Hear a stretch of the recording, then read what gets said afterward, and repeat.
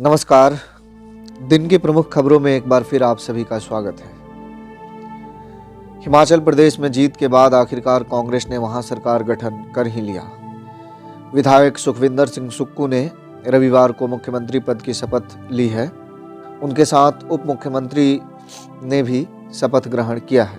बाकी मंत्रिमंडल का विस्तार बाद में होगा। दावा किया जा रहा था कि अगर कांग्रेस सरकार गठन में देर करेगी तो भारतीय जनता पार्टी बाजी मार सकती है। इसीलिए बिना देरी किए कांग्रेस ने यहां सरकार गठन कर लिया है।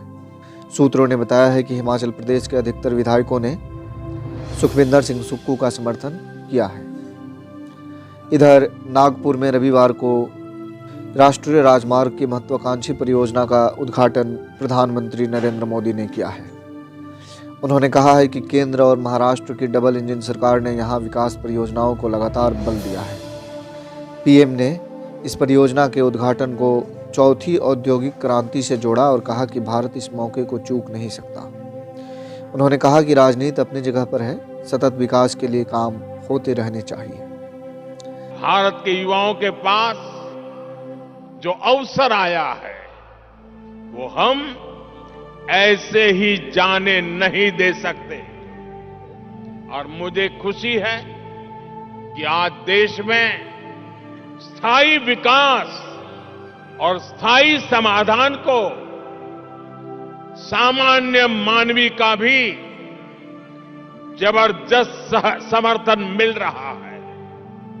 अभी पिछले सप्ताह गुजरात में जो चुनाव के नतीजे आए हैं वो स्थायी विकास और स्थायी समाधान की आर्थिक नीति विकास की रणनीति का परिणाम है। मैं शॉर्टकट अपनाने वाले ऐसे राजनेताओं को भी विनम्रतापूर्वक आदरपूर्वक कहूंगा कि स्थायी विकास के विजन को समझिए, उसके महत्व को समझिए। आज देश के लिए उसकी कितनी जरूरत है उसको समझिए। शॉर्टकट के बजाय स्थायी विकास करके भी आप चुनाव जीत सकते हैं। दिल्ली एमसीडी चुनाव में भारतीय जनता पार्टी की हार की जिम्मेवारी लेते हुए प्रदेश अध्यक्ष आदेश गुप्ता ने रविवार को अपने पद से इस्तीफा दे दिया है। भाजपा अध्यक्ष जेपी नड्डा ने उनका इस्तीफा स्वीकार कर लिया है।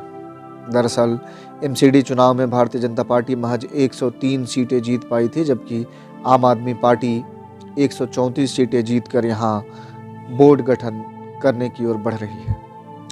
गत 7 दिसंबर को चुनाव परिणाम आए थे। 15 सालों तक एमसीडी पर काबिज रहने के बाद ऐसा पहली बार हुआ जब आम आदमी पार्टी ने दिल्ली में भाजपा को शिकस्त दी है। दुनिया की सबसे बड़ी पार्टी खुद को कहने वाली भारतीय जनता पार्टी के लिए यह बहुत बड़ा झटका है, क्योंकि एक नई गठित पार्टी आम आदमी पार्टी ने न केवल दिल्ली में सरकार बनाया बल्कि लंबे समय तक नगरपालिका पर काबिज रही भाजपा को करारी शिकस्त देकर यह साबित किया है कि वह आने वाले समय में देश में एक महत्वपूर्ण राजनीतिक खिलाड़ी बनकर उभरेगी।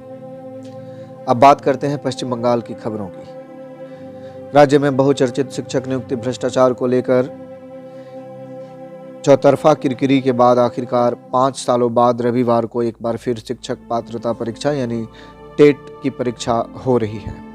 दोपहर 12 बजे से लेकर दोपहर 2:30 बजे तक परीक्षा हुई है। इसमें 6,90,000 से अधिक उम्मीदवारों ने भाग लिया है। पूरे राज्य में परीक्षार्थियों की सुविधाओं के लिए अतिरिक्त संख्या में बसें चलाई गई है। सुरक्षा की चाक चौबंद व्यवस्था की गई थी। कोलकाता में अतिरिक्त संख्या में मेट्रो भी चली है। कई जिलों में किसी भी तरह की अप्रिय घटना को रोकने के लिए इंटरनेट सेवा को भी बंद रखा गया। परीक्षा केंद्रों के प्रवेश द्वार पर मेटल डिटेक्टर रखा गया था ताकि किसी भी तरह की धांधली को रोका जा सके। पश्चिम बंगाल पुलिस की स्पेशल टास्क फोर्स यानी एसटीएफ ने 500 ग्राम ब्राउन शुगर के साथ एक महिला को गिरफ्तार किया है। उसे मुर्शिदाबाद जिले के रघुनाथगंज थाना क्षेत्र में पकड़ा गया है। पता चला है कि वह अंतर्राज्यीय मादक तस्करी गिरोह से जुड़ी हुई है और उसके साथियों की फहरिस्त काफ़ी लंबी है। उससे पूछताछ कर यह पता लगाने की कोशिश की जा रही है कि वह ब्राउन शुगर को कहां से लाई थी और कहां-कहां तस्करी करती थी।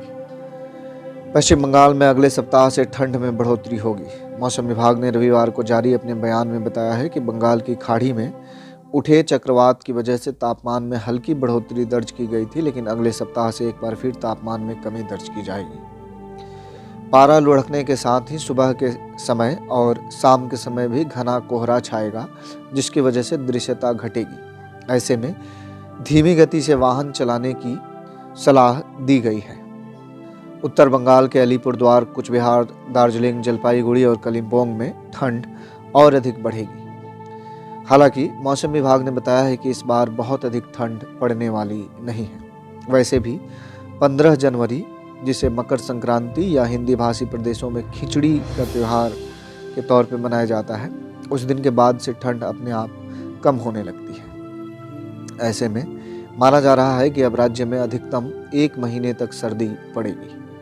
धन्यवाद।